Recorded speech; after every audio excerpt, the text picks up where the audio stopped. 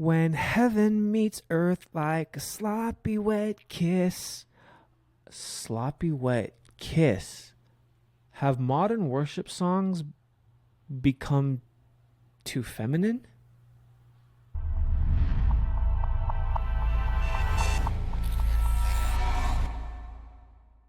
What's up, everybody? Welcome back to another video. Hope you're all doing awesome today. In this video, I want to look at the subject of, has worship music, modern worship music, become too feminine?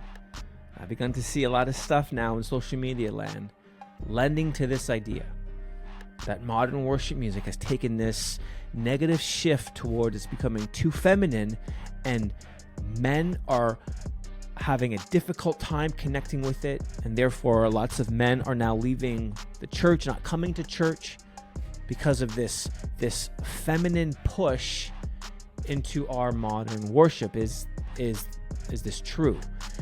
And so I'm gonna throw my hat into this mix, and I think it's gonna be a bit different than the narrative that's out there, especially coming from a dude.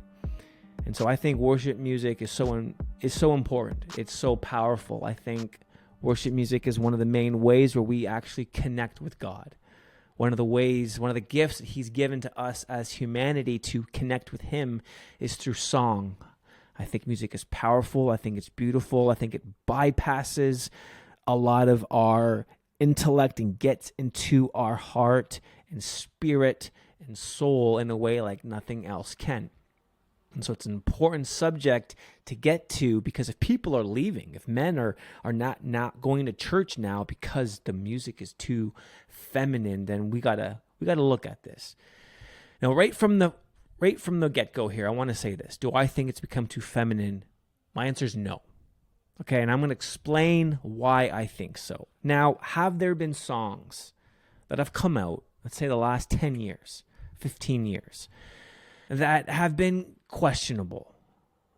I started this video off with the infamous sloppy wet kiss line from the song How He Loves Us. Now, that song went viral when it first came out, and I remember the first few times hearing that song, I'm just like, can we sing that? Like, is that even something that we can sing to God? Sloppy wet kiss? Because that doesn't really conjure up an image to me of worship. I'm thinking of like a smelly wet dog when I hear the word sloppy wet kiss. So, but when I look at the landscape of worship, and that's that particular song, for example, I don't think it's an issue of too feminine or not. I think it's an issue of preference. I think there are, especially for that song, because there are a lot of females and males, men and women, who like that song, who sing that song, who sung that song. And then there were a lot who didn't. And so I think it's a matter of, when it comes to that, it was a matter of preference, not masculine, feminine issue. And so then expanding upon that, when I look at the landscape of modern worship music and this apparent critique where it's become too feminine, I wonder if it's not so much masculine, feminine, it's just an issue of preference. Because every generation has their own styles, their own sounds that resonate with the majority. It was hymns, and then, it shifted away from hymns, and then music, gradually the bands began to grow, more guitars, more drums, and it just kept escalating, and then different stuff. And Hillsong came out, and then we have Bethel and Elevation, and it's like every generation has their own style, and there's always going to be people who like it and don't like it. And so we see this, like, for example, my mom, she can't stand modern worship music. She loves the old stuff, not so much the new stuff. And I look at the old stuff and I'm like, I don't connect with it. Why? It's a preference thing.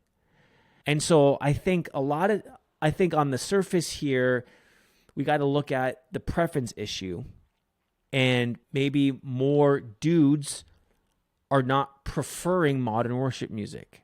They don't like it. It doesn't make them, they're not connecting with it, and it's a preference thing.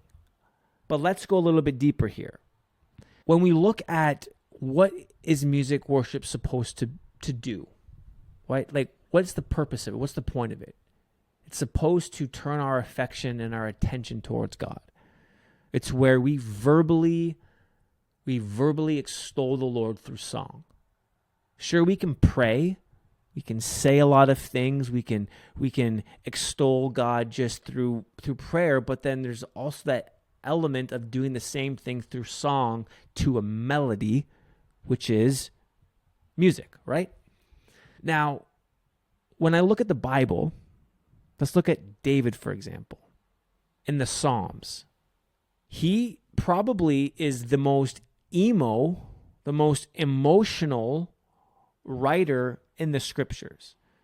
I mean, he expresses every single feeling, emotion, thought, good, bad, ugly, that he ever had. He pens it, and it's in the Bible. And this dude was like a warrior, king, man of war. And yet he was the most passionate, emotional dude there was. And let's just look at some lyrics from some of his Psalms. Psalm 42. As the deer pants for the water brooks, so my soul pants for you, God. Do you know what panting is? You know when you are so incredibly thirsty, like you haven't had water, you were so dehydrated, it's like you just ran a marathon and your body's literally craving a drop of water. You are panting. I'm so thirsty. And you're panting. That's what David says about what he does, what his soul does for God. My soul pants. Is that a masculine phrase? Would a modern man today in church, would you relate to that kind of a song? My soul pants for you, God. What about in verse 3? My tears have been my food day and night. My tears have been my food. Is that a masculine thing to say? David said it. Dude was a king and a warrior. What about Psalm 139? We all know this psalm. Lord, you have searched me and known me. You know when I sit down and when I get up. You understand my thoughts from afar. You scrutinize my path and my lying down. You are acquainted with all my ways. Even before there is a word on my tongue, behold, Lord, you know it all. You have encircled me behind and in front and placed your hand upon me. Such knowledge is too wonderful for me. It's too high. I cannot comprehend it. Where can I go from your spirit, or where can I flee from your presence? Verse 13, for you created my inmost parts. You wove me in my mother's womb. I will give thanks to you because I am awesomely and wonderfully made. Like, is this masculine? If these lyrics, words were in a modern song, would it be considered too feminine for a man to sing today? You see, what makes a song masculine then? What would be deemed as a masculine song if this kind of emotion is too feminine?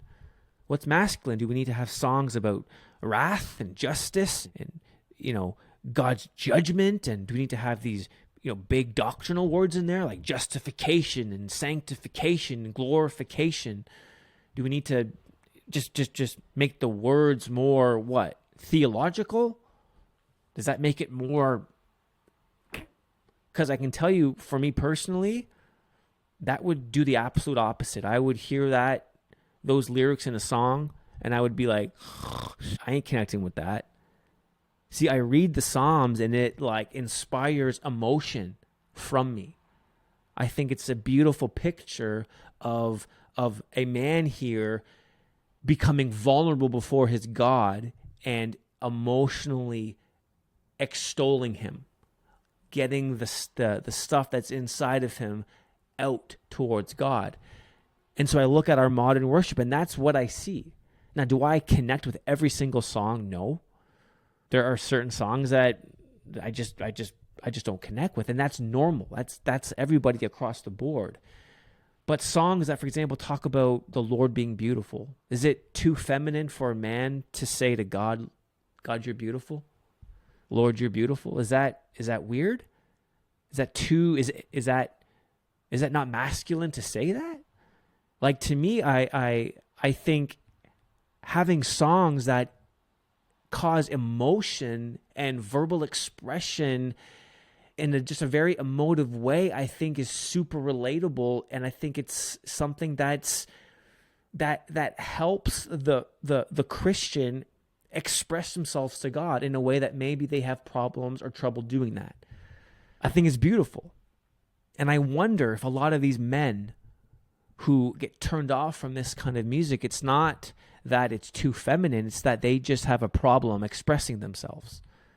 Maybe they just never learned how to be that expressive verbally, and they have problems doing that to those close with them in their lives right now. So then to God, that just seems weird and bizarre. No, I can't tell the Lord that he's beautiful, that I'm in love with him. That's too much what a husband should say to a wife, not a man to his God. No.